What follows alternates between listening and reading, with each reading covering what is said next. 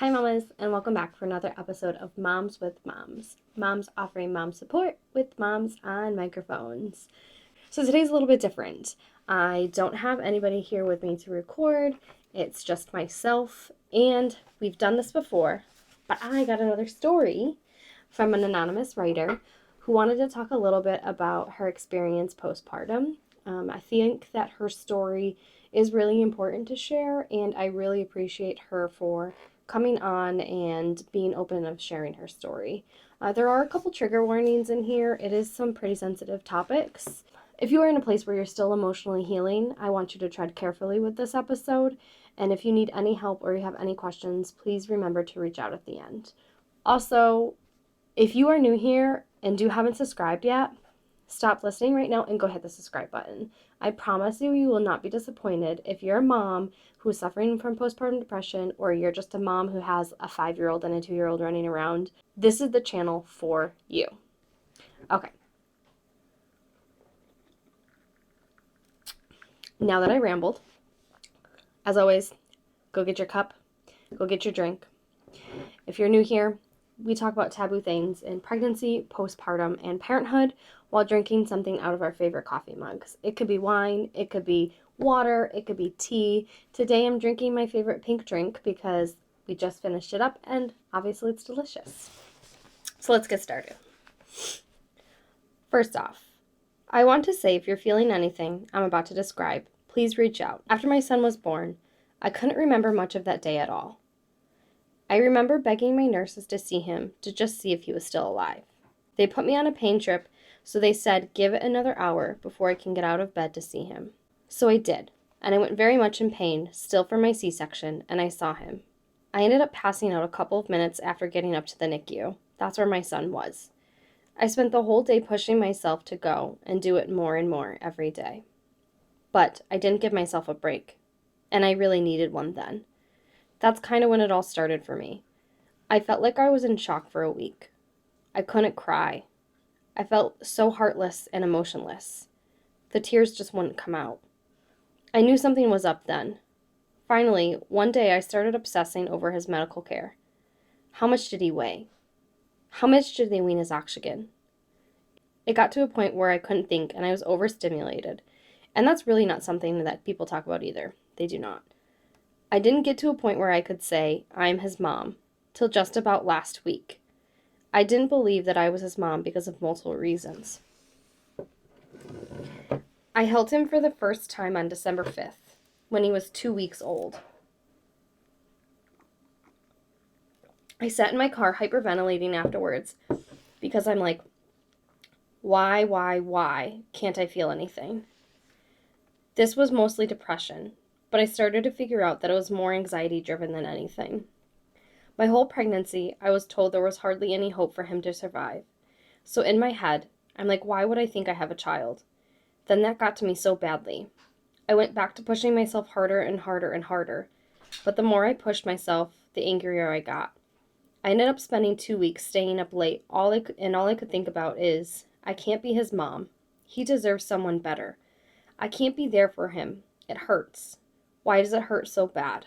Why do I want to die right now? I have stuff to live for if I can't do this. Why do I want to die right now? I have a lot of stuff to live for. I can't do this. What if I ran away? He wouldn't know I'm his mom.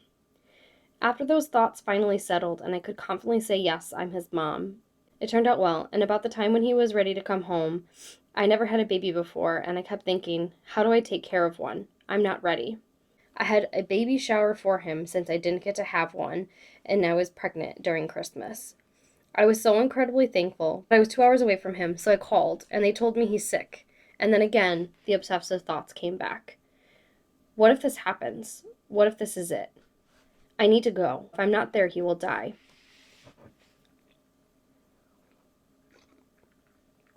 It's a continuous cycle that feels like it's never ending. I would like to mention all of this is the rage and the madness you get when you need to do 100 things, but you can't sit there and think, what can you do now? So suddenly, you just get mad and want to throw or hit things. That was so bad for me. My postpartum anxiety is very, very, very hard, and it's really not talked about enough. My relationship has taken its toll, and my boyfriend thinks I'm constantly mad at him or constantly upset because I get so overstimulated sometimes. Then when someone asks over and over and over, I'm just like, let me think. If I could give any advice to someone who's struggling with postpartum depression, anxiety, even if it's just the rage fits, please lean on your partner. When you can't help yourself, have them take care of you. One thing that has stuck with me that my therapist has said is what you feel is what a lot of women feel. You are not alone. Let others take care of you because you have fought so hard to take care of others.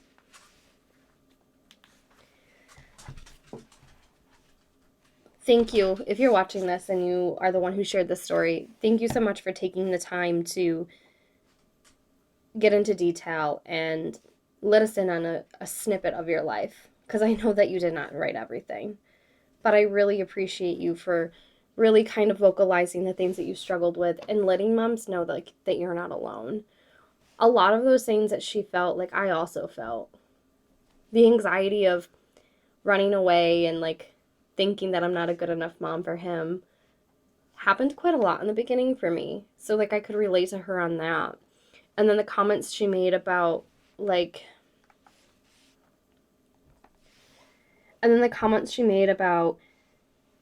the rage. I don't know about you, but I have never been an angry or aggressive person until postpartum rage. And it hits you and it comes out of nowhere. And of course, obviously, overstimulation. I'm literally overstimulated all day. It's a joke in this house now. My boyfriend will be like, "Oh, you're overstimulated. Is this overstimulating to you?" And it kind of helps that we do joke about it because it brings me down back to reality.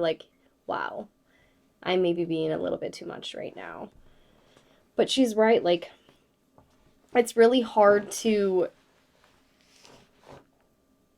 admit that you're struggling with those things because it makes you feel like you're a bad mom and that you weren't ready and you can't do this. And those are the things that you don't want someone to think about you.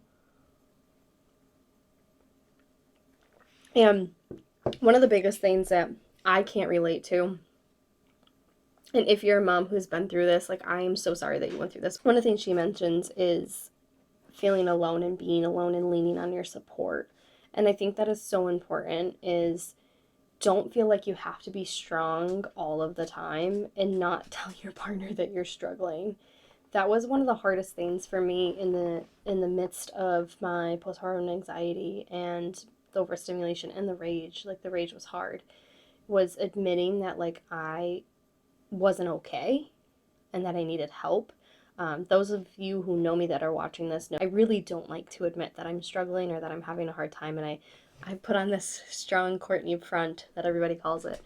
But thankfully, my boyfriend is amazing and can really kind of sense when something's not right.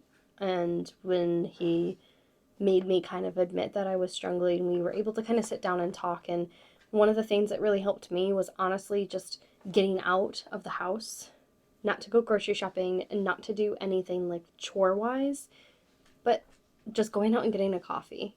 And that doesn't mean going to the Dunkin' drive-thru and sitting in the Dunkin' drive-thru getting your coffee and then coming home. Sometimes that might be enough for you. Sometimes you need to actually sit and drink that coffee. And there's nothing wrong with that. There really isn't. Because you give everything to your kid. You just gave your whole body for them for a whole 9 months. You're a completely different person. When you're home, that is all you can think about, and that's all that you want to be is with your kid. So remember, she said, take care of yourself and lean on your supports.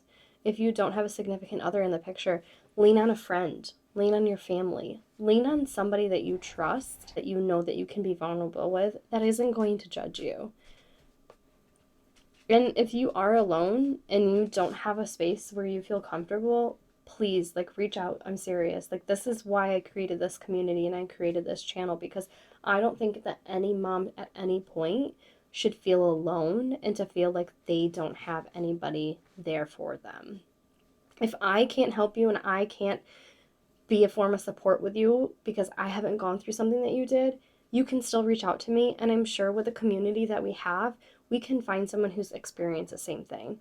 I have someone who has IVF. I have a queer mom. I have someone who's gone to NICU, breastfeeding moms, formula moms, pumping moms, working moms, stay-at-home moms. Like, there is going to be someone there that I can connect you with, and you will know that you're not alone and that you don't have to do this alone, because you're not. And I think that's the most important thing that she said in the beginning and at the end was, please reach out if this can help anyone. I want them to know to reach out before it gets bad, because it can get bad. And those for you who don't know, there is actually a 24/7 hotline. It's similar to the suicide hotline, but it's for maternal mental health. And that number is 1-883-TLC-MAMA. And again, this number is a 24/7 hotline for maternal mental health. So if you're struggling and you don't exactly feel suicidal, but you don't feel like yourself, please contact that number. That number is made for you. And if you feel like you need to connect with another mom, or you just aren't sure if something you're experiencing is normal, again, reach out in my DMs. So mamas, I'm sorry this episode was short, and I'm sorry this episode was a little bit different, but tune in next week. I'll have a completely different story and something really new and different that you guys haven't been a part of yet and you haven't seen. So please make sure that you hit the subscribe button right now so you can get a notification when that episode drops. And if you liked this episode and you appreciated hearing the story from an anonymous person, make sure to hit the like button. If you have any questions or anything that you'd like to share, make sure to comment below. And if you want some fun daily reels, inspiration, or just kind of a peek at my life and being an overstimulated mom, or some cooking ideas, make sure to follow my Instagram and my Facebook. I do also have a TikTok, and it's very similar to the Instagram and the Facebook. It's just a little bit different. So here's my TikTok. I'm a little bit more sassy and no filter on my TikTok, because that's what TikTok is for. So if you don't want to see the censored version of me, head over to TikTok. And as always, moms, please make sure that you remember you're not alone, and that being a mom is hard, and it's okay to get down on yourself sometimes, but you're doing a good job, mom, and I want you to remember that. So cheers, mamas, to another Moms Monday episode. And as always, moms, remember we're surviving and thriving, because that's what we do as moms. Bye, besties.